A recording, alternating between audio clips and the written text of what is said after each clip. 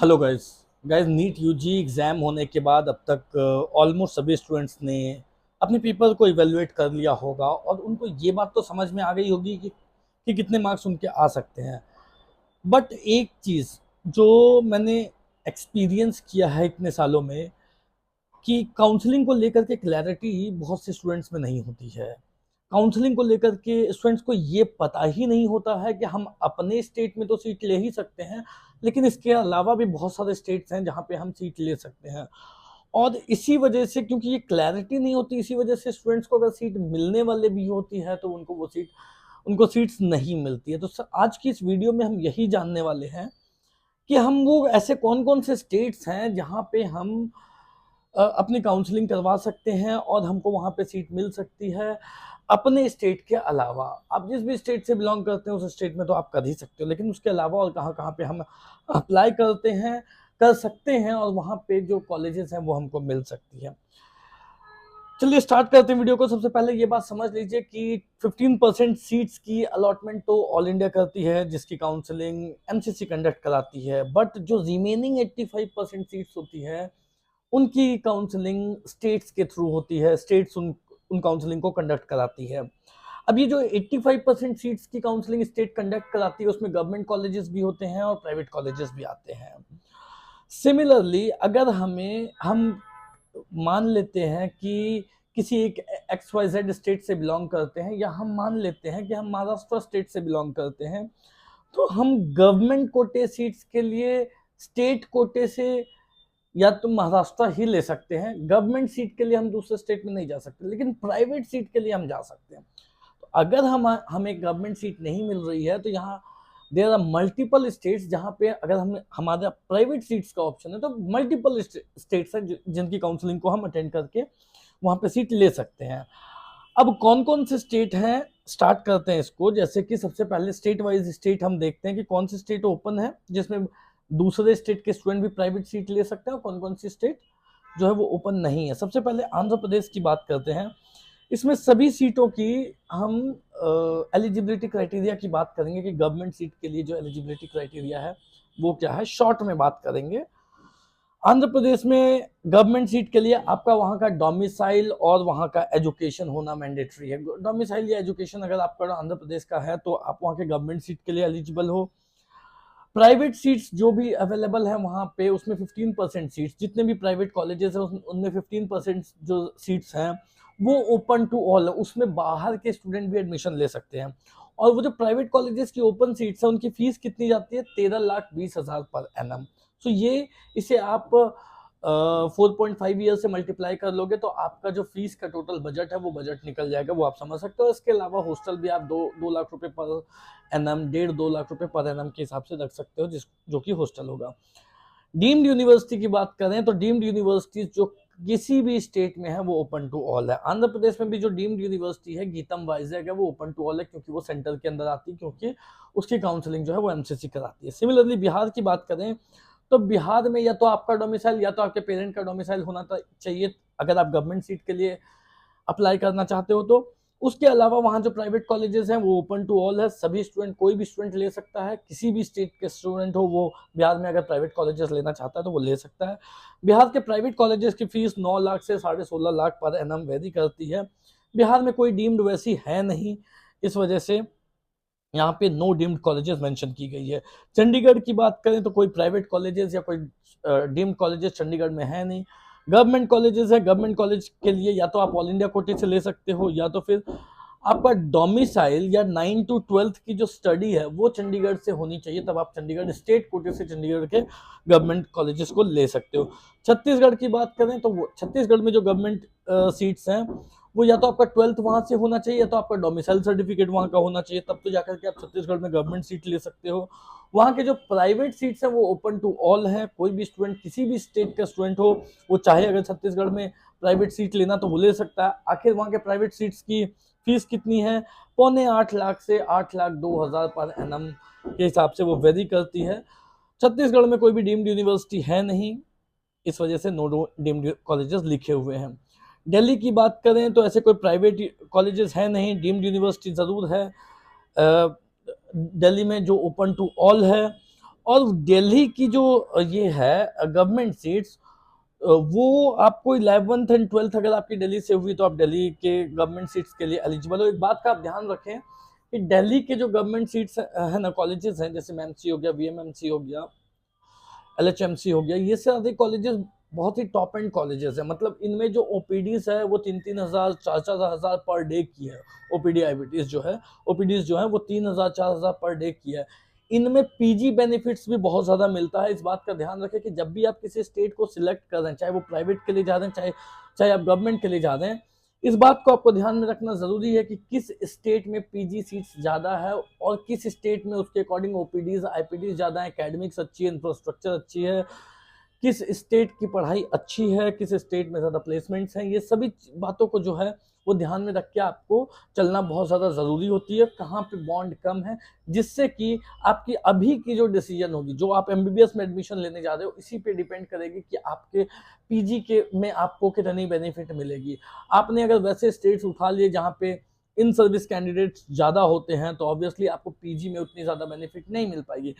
तो दो चीजों को आपको ध्यान में रखना है कि ऐसे कॉलेजेस एंड स्टेट्स को चूज करना है जिससे 15 to 20% की पीजी की प्रिपरेशन हमारी अभी से ही हो जाए। किस पे डिपेंड करेगी, किस तरीके के पेशेंट्स वगैरह आ रहे हैं, कितने डिपार्टमेंट्स हैं, उनमें मशीनरीज अपडेटेड है या नहीं है, सर्जिकल हैंड्स वहाँ पे मिलती है नहीं मिलती है, किस तरीके के सर्जिकल पेशेंट्स आ रहे हैं। इन बातों को आपको देखते हुए सिलेक्शन करना, जिससे कि पहली बात तो ये क्लियर हो जाएगी कि आपकी 15 to 20% प्रिपरेशन पीजी की अभी से होने लगेगी। और दूसरी चीज क्या है कि आपको वैसे स्टेट सिलेक्ट करना जिसमें पीजी की ज्यादा सीट हो, जिससे कि आपको पीजी में एमबीबीएस के बेसिस पे स्टेट कोटा मिलेगा, तो पीजी जहां पे ज्यादा सीट्स होंगी वहां पे आपको ज्यादा बेनिफिट मिलेगा। तो ऐसी इन सभी चीजों को देखते हुए आपको जो है अपनी काउंसलिंग को वाइजली करनी है। आगे करते हैं गुजरात। गुजरात में डोमिसाइल और एजुकेशन दोनों मैंडेटरी होती है। आपका डोमिसाइल भी वहाँ का होना चाहिए, प्लस में एजुकेशन भी वहाँ की होनी चाहिए अगर आप वहाँ के गवर्नमेंट सीट के लिए स्टेट कोटा से एलिजिबल होना चाहते हो। सी ऑल इंडिया 15% सीट्स के थ्रू आप किसी भी स्टेट में कोई भी स्टूडेंट एडमिशन ले सकता है। बट ये हम स्टेट की 85% सीट्स की बात कर रहे हैं, जिसमें गवर्नमेंट भी आती है, प्राइवेट भी आती है, राइट। कुछ कुछ में तो डीम्ड भी थोड़ी बहुत आती है, जैसे कर्नाटका के जो कॉलेजेस हैं। तो गुजरात में प्राइवेट एक क्लोज स्टेट है, मतलब वहां पे जो प्राइवेट कॉलेजेस हैं उसके लिए बाहर के स्टूडेंट एलिजिबल नहीं है। तो ये यहाँ पे आकर के गुजरात जो है वो क्लोज स्टेट हो जाती है। वहाँ के प्राइवेट सीट भी गुजरात के ही स्टूडेंट ले सकते हैं, या तो उनकी वहाँ से पढ़ाई होनी चाहिए, उनका डोमिसाइल वहाँ का होना चाहिए। डीम्ड यूनिवर्सिटी ऑब्वियसली वहाँ पे एसबीकेएस वडोदरा एक डीम्ड यूनिवर्सिटी है जो ओपन टू ऑल है। क्यों? क्योंकि वो सेंट्रल के अंदर आती है, उसकी काउंसलिंग जो है वो एमसीसी करती है। हरियाणा की बात करें तो वहां पे डोमिसाइल, आपके पापा का डोमिसाइल या फिर जो 12th है वो आपका होना चाहिए। अगर आप हरियाणा स्टेट से गवर्नमेंट सीट लेना चाहते हो तो वहाँ के private colleges open to all हैं। किसी भी स्टेट में आप रहते हो, पढ़ाई किया है, किसी भी दूसरे स्टेट से आप बिलोंग करते हो, आप अगर हरियाणा में प्राइवेट कॉलेजेस लेना चाहते हो तो आप वहाँ की काउंसलिंग अटेंड करके ले सकते हो। फीस हरियाणा की 12 लाख से लेकर के 25,76,000 तक वेरी करती है। सॉरी, 12 लाख से 22,50,000 तक वेरी करती है। और वहाँ पे जो डीम्ड यूनिवर्सिटीज है वो ओपन टू ऑल है। डीम्ड यूनिवर्सिटीज क्योंकि काउंसलिंग एमसीसी कराती है। हिमाचल प्रदेश, वहाँ का बोनाफाइड रेसिडेंस आपका होना मैंडेटरी है अगर आप वहाँ पे गवर्नमेंट सीट लेना चाहते हो थ्रू स्टेट कोटा। जो प्राइवेट कॉलेजेस वहाँ पे है सोलन की, वो ओपन टू ऑल है। कोई भी स्टूडेंट वहाँ के फॉर्म फिलअप करके वहाँ के प्राइवेट कॉलेजेस ले सकता है। फीस उसकी 12,25,000 की है और वहाँ पे कोई भी डीम्ड यूनिवर्सिटीज नहीं है। So no deemed universities available in Himachal Pradesh. Jammu Kashmir private के लिए क्लोज है, गवर्नमेंट के लिए ऑब्वियसली वहीं का डोमिसाइल होना मैंडेटरी है, कोई डीम्ड यूनिवर्सिटी उसमें है नहीं। झारखंड, झारखंड में अगर आपको गवर्नमेंट सीट लेना है तो आपको डोमिसाइल पहले वहां का होना मैंडेटरी है।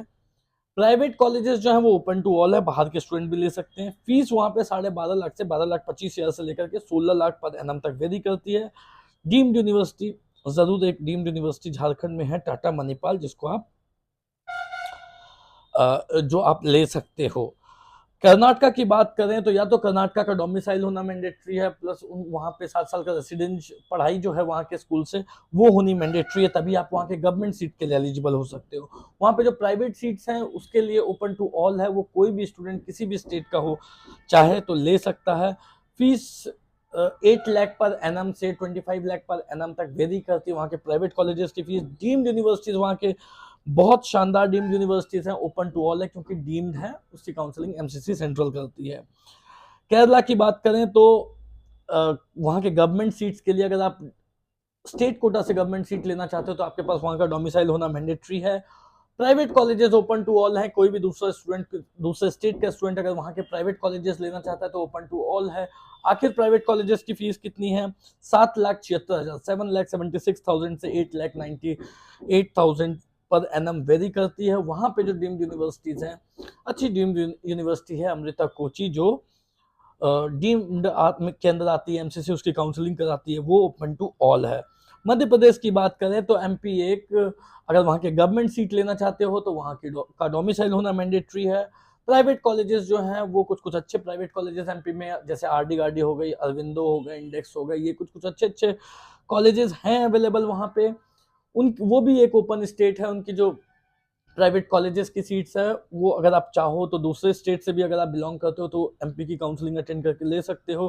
फीस उन प्राइवेट कॉलेजेस में 8,67,000 पर एनम से वेरी करके 14,93,000 पर एनम तक वेरी करती है। एमपी में कोई भी डीम्ड यूनिवर्सिटी नहीं है। महाराष्ट्र की बात करें तो एक क्लोज स्टेट है, चाहे वहाँ की गवर्नमेंट सीट हो या प्राइवेट सीट हो, आप बाहर के स्टूडेंट नहीं ले सकते हैं। गुजरात में भी ऐसा ही था कि गुजरात की भी प्राइवेट सीट हो या गवर्नमेंट सीट हो, बाहर के स्टूडेंट नहीं ले सकते हैं। तो आपको वहीं का होना पड़ेगा, आपका डोमिसाइल वहीं का होना पड़ेगा, आपकी पढ़ाई वहीं की होनी चाहिए। और वहाँ पे जो प्राइवेट कॉलेजेस हैं उनकी फीस जो है वो, मैनेजमेंट की फीस जो है वो 18,64,000 पर एनम से वेरी करके 50,22,000 पर एनम तक जाती है।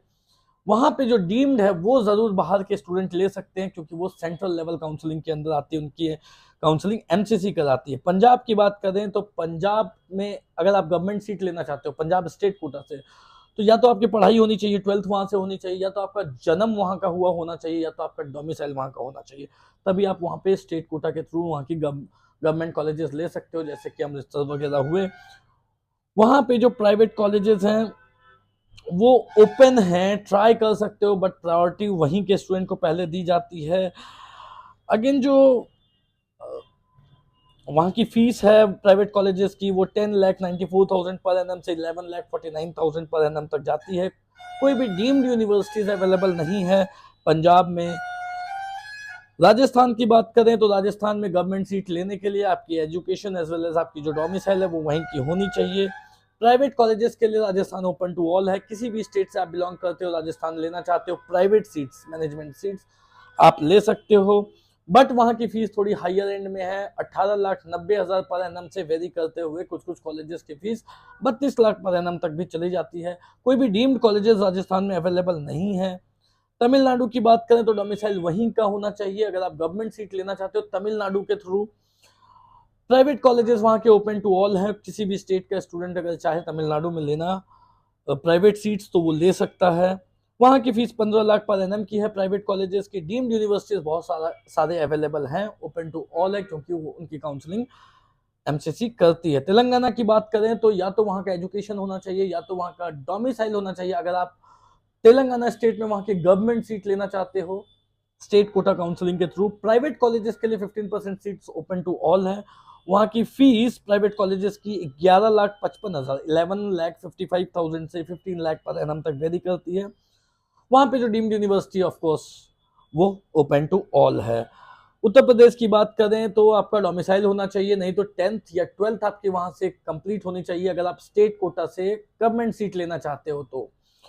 प्राइवेट कॉलेजेस यहाँ के सारे ही ओपन है, ओपन टू ऑल है, किसी भी स्टेट का स्टूडेंट यूपी में ले सकता है, मगर वहाँ पे प्राइवेट कॉलेजेस की जो फीस है वो 11 लाख पर एनम से 18,72,000 18,72,000 पर एनम तक जाती है। डीम्ड यूनिवर्सिटी एक ही है संतोष, जिसमें जो ओपन टू ऑल है क्योंकि एमसीसी में के अंडर आती है। वेस्ट बंगाल की बात करें तो वहाँ का डोमिसाइल होना चाहिए अगर आप वहाँ की गवर्नमेंट सीट लेना चाहते हो वेस्ट बंगाल के थ्रू। बाकी प्राइवेट कॉलेज के लिए ओपन टू ऑल है। वेस्ट बंगाल की प्राइवेट कॉलेजेस की फीस 16 लाख पर एनम से 22 लाख पर एनम तक वेरी करती है। कोई भी डीम्ड कॉलेजेस वेस्ट बंगाल में अवेलेबल नहीं है, so there are no deemed colleges available. So I hope आपको स्टेट वाइज ये बात पता लग गई होगी कि ओपन टू ऑल मतलब क्या है। ओपन टू ऑल का मतलब है कि प्राइवेट कॉलेजेस के लिए बाहर के स्टूडेंट भी एडमिशन ले सकते हैं। सो जितने भी ओपन टू ऑल स्टेट्स मैंने बताए, उन सभी स्टेट में आप किसी भी स्टेट से बिलोंग करते हो, अगर आप उस स्टेट में एडमिशन लेना चाहते हो तो आप जो है वहाँ की काउंसलिंग को अटेंड कर सकते हो। उनकी फीस भी हमने बता दी है। सो फीस भी एक इम्पॉर्टेंट फैक्टर होता है, कहाँ की फीस कितनी ज़्यादा है, कहाँ की कितनी कम है।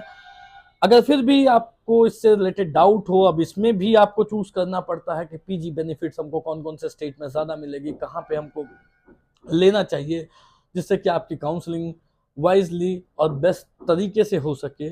बिल्कुल उन सभी बातों को आपको ध्यान में रखना पड़ेगा। इसके बावजूद अगर आपको ऐसा लगता है कि काउंसलिंग के लिए करियर मीडिया से गाइडेंस की ज़रूरत पड़े, कुछ पूछने की ज़रूरत पड़े, तो आप हमें कॉल कर सकते हो। आप हमारे दिए गए नंबर पर कॉल करके आप हमसे सर्विसेज भी अवेल कर सकते हो। क्योंकि हम पीजी और एसएस की भी काउंसलिंग करते हैं, तो आपकी जो काउंसलिंग होगी वो सिर्फ एक एमबीबीएस के तौर पर नहीं होगी, उसमें पीजी ऐसे सभी फैक्टर्स को ध्यान में रखते हुए आपकी काउंसलिंग की जाएगी, जिससे कि आप बेस्ट टू बेस्ट डिसीजन ले सकें। That's all for today guys, thank you so much, have a nice day.